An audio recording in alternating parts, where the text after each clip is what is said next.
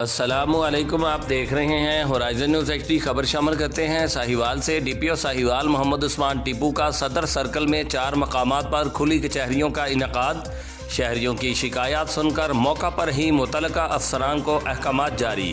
District police officer Sahiwal Muhammad Usman Tipu نے عوامی مسائل کے بروقت حل اور شکایات کے فوری ازالے کے لیے تھانہ ہڑپہ کے علاقہ 106 7 آر اور یونین کونسل ہڑپہ اسٹیشن، جبکہ تھانہ ڈیرہ رحیم کے علاقہ جامع مسجد مالن شاہ چوک اور گورنمنٹ ایلیمنٹری اسکول 141 9 ایل میں کھلی کچہریوں کا انعقاد کیا، جہاں شہریوں کی بڑی تعداد نے شرکت کی اور اپنے مسائل، تحفظات اور درخواستیں پیش کی۔ ڈی پی او ساہیوال محمد عثمان ٹیپو نے شہریوں کی شکایات توجہ اور تحمل سے سنی اور موقع پر موجود پولیس افسران کو قانون و میرٹ کے مطابق فوری کارروائی کے احکامات جاری کیے۔